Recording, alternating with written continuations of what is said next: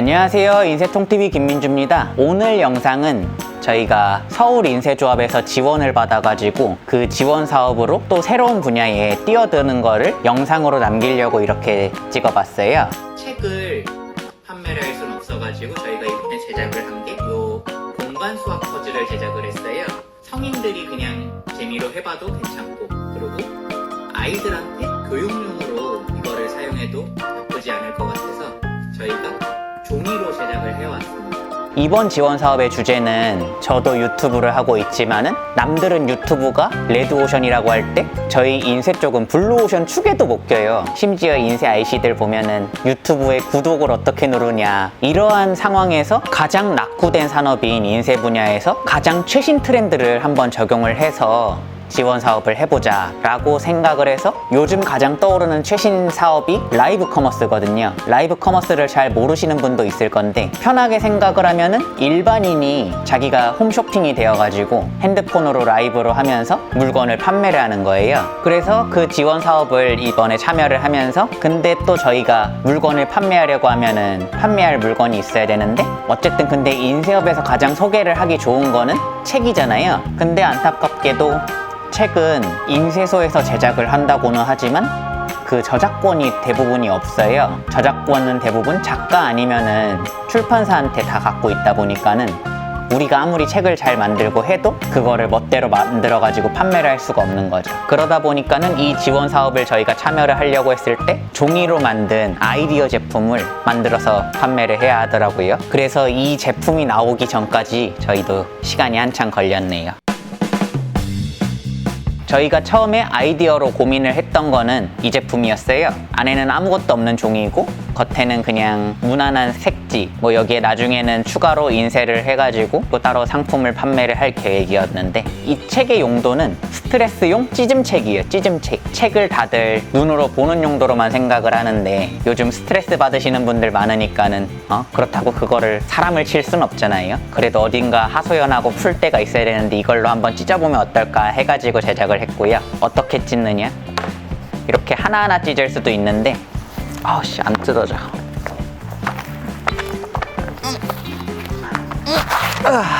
뜯었다.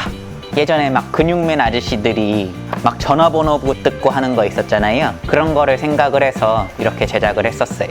그리고 저희가 두 번째 구상을 했었던 이 아이디어 제품은 지도 퍼즐이었어요. 이 필름에는 지도 모양이 인쇄가 되어 있고, 그리고 여기에는 지도 표기는 없고 우리나라 남한 전체 지도가 그냥 커다랗게만 있거든요. 하는 방법이 처음에 한 1분 정도는 이렇게 겹쳐가지고 상대방한테 보여주고 이제 상대방 보고 질문을 하는 거예요. 예를 들어서 강원도 정선군 어디야?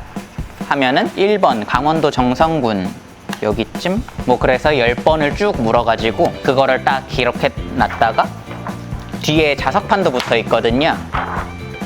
그래가지고 이제 나중에 여기에 통째로 들어가지고 위치를 맞춰가지고 그거를 자로 재서 자석에 걸치면 10점, 자석에 3cm 이하면은 7점, 그리고 자석에 5cm 이하면은 3점, 자석에 5cm가 초과가 되면 0점 해가지고 1번부터 10번까지 다 맞추면 100점이잖아요. 그걸로 이제 점수를 맞추면서 퍼즐 놀이를 하려고 원래 계획을 잡았는데, 아이디어는 좋았다고 생각을 했는데 이게 지도를 제품화하려고 하면은 이게 또 저작권이 있다고 해가지고 이게 안타깝게 무산이 됐어요.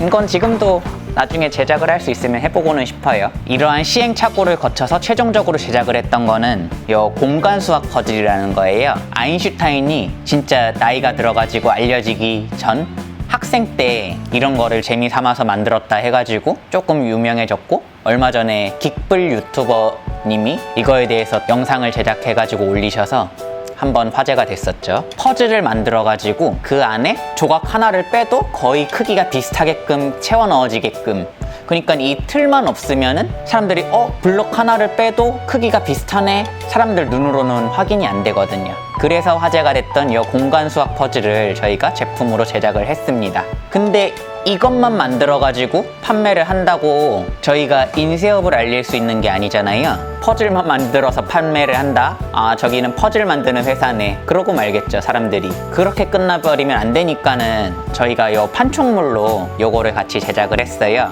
이게 사람들은 잘 모르는 싸바리라는 게 뭐 박스도 가능하고 하드커버 표지도 가능하고 달력도 가능하고 다양하게 쓰이지만은 요 싸바리 박스라는 거를 이것만 말을 해서는 아마 사람들이 잘 모를 거예요. 그래가지고 이번에 인쇄업을 조금 잘 알려보자 싶어서 요 싸바리 박스로 제작을 했고, 안에는 그래도 인쇄인한테 가장 필요한 게 저는 줄자라고 생각을 하거든요. 대부분 어떤 종이 샘플을 견적을 내달라고 하면은 크기부터 알아야 되니까는. 그래서 인쇄인한테 가장 필요한 판촉물이 저는 줄자라고 생각을 해서 모양도 딱 마음에 들어요. 그리고 이제 메인 하이라이트인 요 책자는 제가 1년간 유튜브를 하면서 사람들한테 인쇄업에 대해서 알리고 싶은 내용, 이 표지 제목도 저렴하지만 고급스럽게, 심플하지만 화려하게 해주세요. 사람들이 인쇄를 맡길 때 좀 더 예쁘게 안 돼요 했다가 후가공 이것저것 넣고 나서 이제 금액을 드리면은 이게 갑자기 이렇게까지 비싸져요? 가격이 갑자기 8배가 됐네. 8배 되기 쉽습니다. 뭐 쇼핑백 같은 것도 저렴하게 만들면 한 200원이면 되는데 고급스럽게 만들면 2,000원이 넘어가는 것도 있거든요. 재질과 공정에 따라서 어떻게 하느냐에 따라서 금액이 그렇게 차이가 나니까는. 근데 이거를 사람들한테 야, 쇼핑백이 다 똑같은 쇼핑백이지 뭔 가격 차이가 그렇게 나? 저 인쇄소 폭리 취하는 거 아니야? 라고 하실 수도 있는데, 그런 것보다는 대부분이 이 공정이 어떻게 되느냐에 따라서 금액 차이가 많이 나거든요. 근데 이거를 인쇄인이 아무리 일반인한테 설명을 하고자 해도 설명하기가 힘들고, 반대로 일반인 입장에서는 인쇄인한테 아무리 설명을 들어도 이미 색안경이 한번 씌워지는 거죠. 제가 인쇄로 유튜브를 하는 것도 그런 거를 없애고 싶어서 하는 거이기 때문에 이 퍼즐과 함께 판촉물로 보내드리면서